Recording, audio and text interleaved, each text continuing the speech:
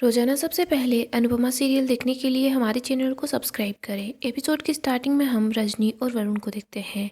रजनी वरुण को बोलती है कि वरुण तुमने ठीक नहीं किया।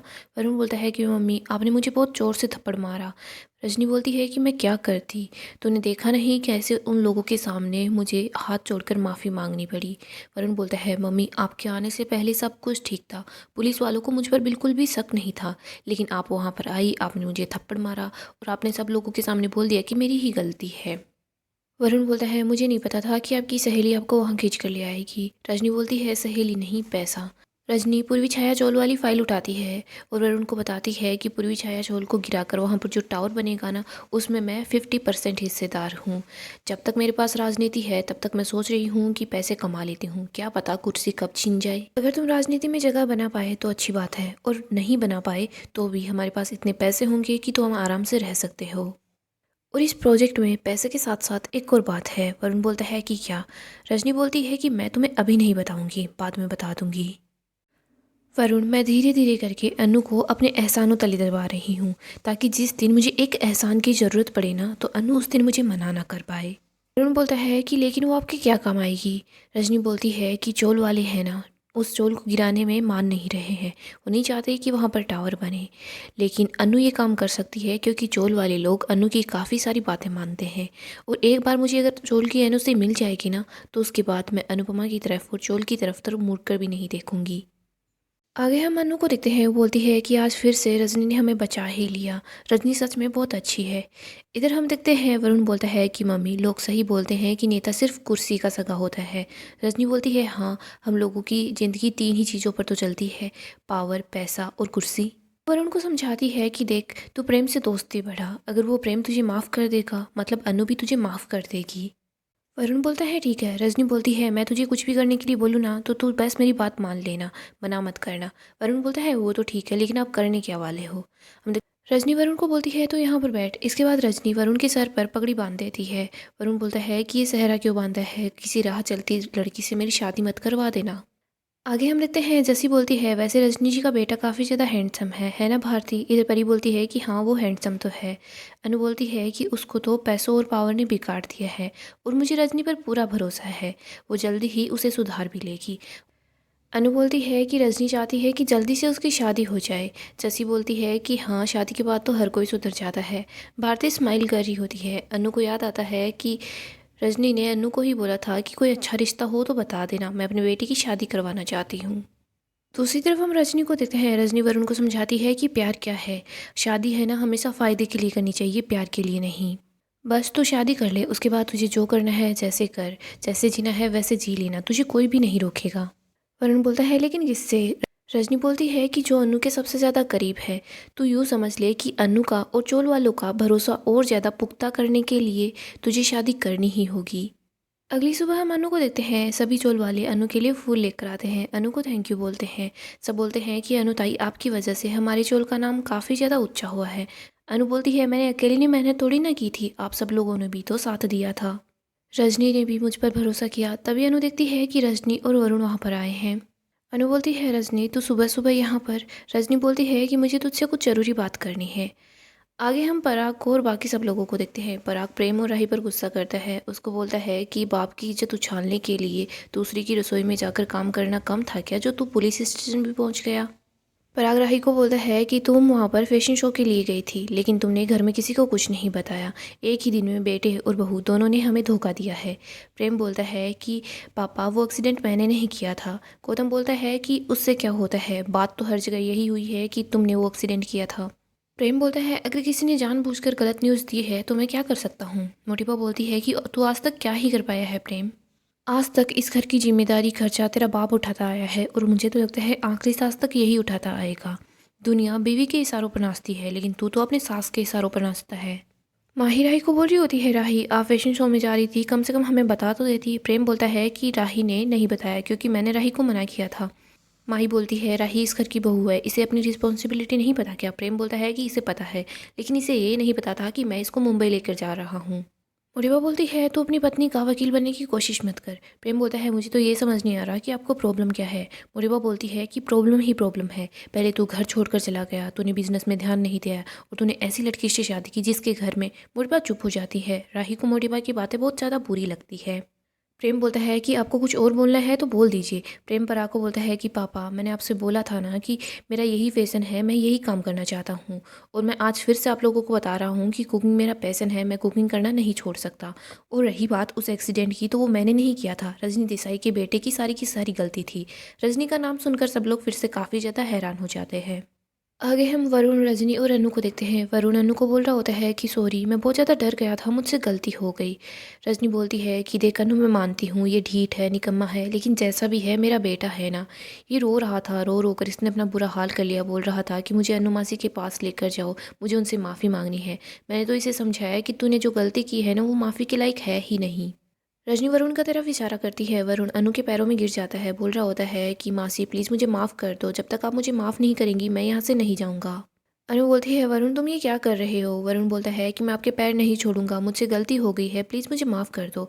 अनु बोलती है वरुण पहले तुम उठो। अनु बोलती है रजनी मुझे इस पर भरोसा नहीं है, लेकिन तेरे लिए मैं इसको माफ़ कर रही हूँ, चाय पिएगी। रजनी बोलती है हाँ। अनु चाय बनाने के लिए चली जाती है।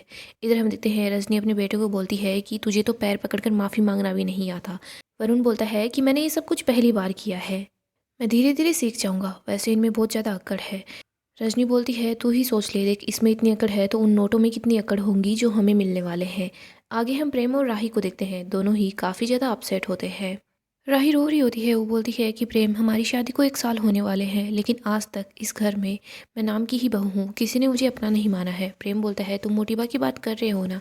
राही बोलती है हाँ, गलतियाँ सबसे होती हैं लेकिन परिवार एक दूसरे की गलती को माफ़ कर देता है। मोटिबा तो उसी गलती को लेकर बैठ जाती है।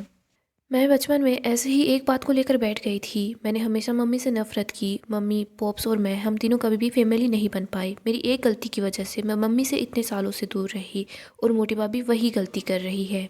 मोटिबा का गुस्सा मेरी फैमिली नहीं बनने दे रहा। प्रेम राही के पास आता है, राही को गले लगा लेता है। राही बोलती है प्रेम इस घर में मैं सिर्फ खोटा सिक्का हूँ। प्रेम बोलता है मैं भी। राही बोलती है लेकिन खोटे सिक्के भी कभी कभी काम आते हैं। प्रेम बोलता है कि हाँ। प्रेम बोलता है कि हम मोटिबा को, घर वालों को तो नहीं बदल सकते, लेकिन हम खुद को तो बदल सकते हैं ना। वो हमें जो भी बात बोलेंगे हम उन्हें इग्नोर कर देंगे। हम यही सोचेंगे कि शायद एक दिन हमारे परिवार वाले हम लोगों को समझे। आगे हम अनु को देखते हैं। अनु बोलती है कि तू यहाँ पर वरुण से सिर्फ माफ़ी मंगवाने के लिए नहीं आई है, कोई और बात है ना। रजनी बोलती है कि देख तू पहचान जाती है कि मैं किस लिए आई हूँ। रजनी बोलती है कि पौधे को बड़ा होने के लिए धूप और छांव दोनों चीज़ों की ज़रूरत होती है। देख वरुण ने सिर्फ छांव देखी है, मैं चाहती हूँ कि ये ज़िंदगी की धूप को भी देखे। अनु बोलती है लेकिन ये यहाँ कैसे रहेगा। रजनी बोलती है रहेगा, क्यों नहीं रहेगा, देख इसके पास सारी सुविधा है, रईस घर का बेटा है, लेकिन इसने ज़िंदगी में वो मेहनत का सुख नहीं देखा है। मैं चाहती हूँ कि ये यहाँ लोगों के बीच रहेगा तो इसको पता चलेगा कि लोग कितनी मेहनत करते हैं।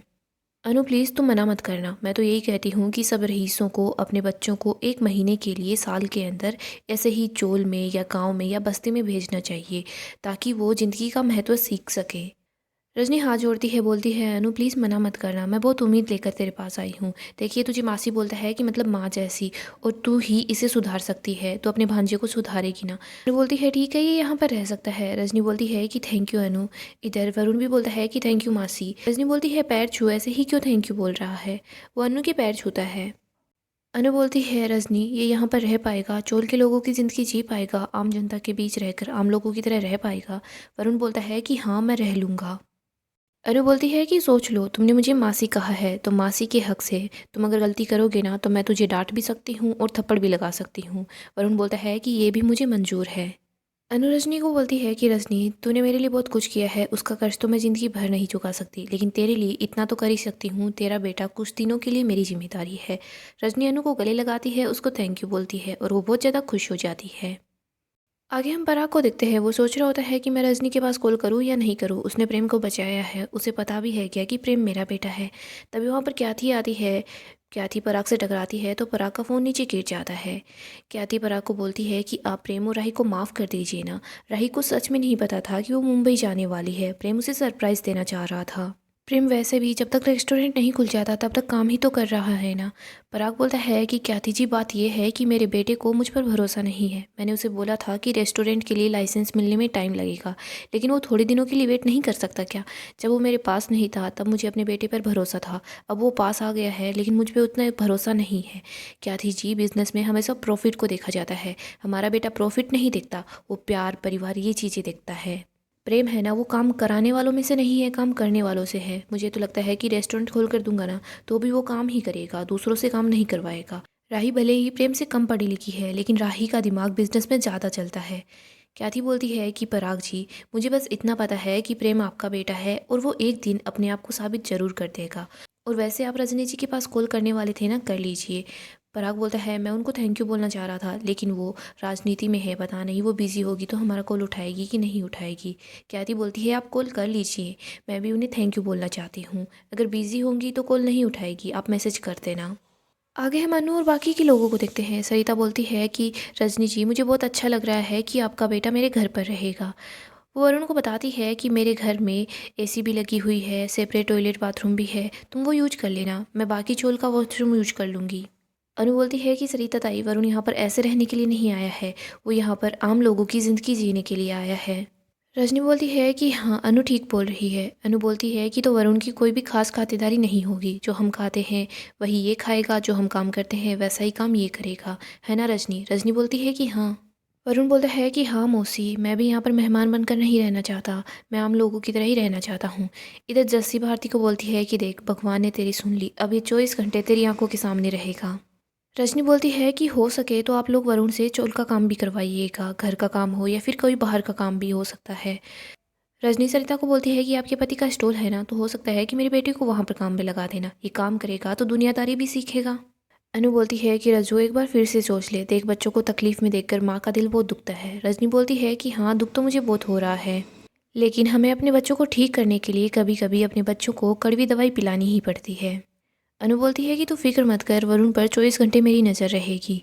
रजनी बोलती है, फिर तो क्या ही चाहिए, ये थोड़ा सुधर जाएगा तो इसके बाद मैं अच्छी सी लड़की देखकर इसकी शादी करवा दूंगी।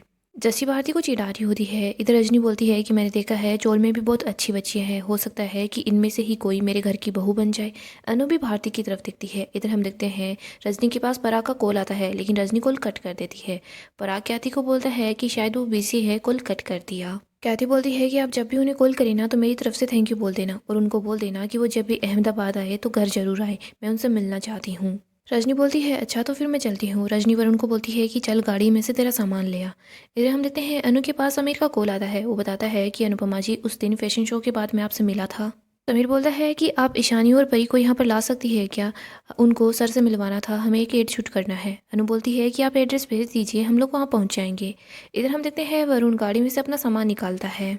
रजनी बोलती है कि तू गुस्सा गाड़ी पर क्यों निकाल रहा है। वरुण बोलता है कि और मैं क्या करूं, आप तो यहाँ से चली जाएंगी और मुझे यहाँ पर छोड़कर जा रही हैं। हमारे घर के नौकर हैं ना, वो भी इनसे बड़े बड़े घर में रहते हैं। वरुण को बोलती है कि देख, तुझे राजनीति में आना है ना तो तुझे ये करना ही होगा। लोग उन्हीं के पीछे चलते हैं जो उनके बीच रहता है, ऐसे नहीं कि तू कमरे में बैठा रहेगा तो लोग तेरे पास आते रहेंगे। रजनी बोलती है कि तू बस इतनी अच्छी एक्टिंग कर कि लोगों को भरोसा हो जाए कि तू सुधर गया है। लोग तो क्या, तुझे खुद को भी पता ना चले कि तू बस एक्टिंग कर रहा है। अनु जितनी चालाक दिखती है ना, वो उतनी चालाक है नहीं, वो बहुत ही ज़्यादा भोली है। एक बार तू उसे पसंद आ गया ना तो अपनी जान भी तुझ पर न्यौछावर कर देगी। वरुण बोलता है, माँ मैं ये चोल में नहीं रह सकता तो। रजनी वरुण को बोलती है कि तुझे बस 4 दिन चोल में रहना है, वरना देख लेना अगर तू यहाँ नहीं रहा ना तो मैं तुझे घर से बाहर निकाल दूंगी। और वैसे भी ये जो कुछ भी यहाँ पर होगा ना, मैं उन सब चीज़ों को चुनाव में भी यूज करूँगी। मैं यहाँ पर किसी को भेज दूंगी, वो तेरा वीडियो रिकॉर्ड कर लेगा, तेरे हर एक्सपीरियंस को रिकॉर्ड करेगा कि तू चोल में कैसे रहा।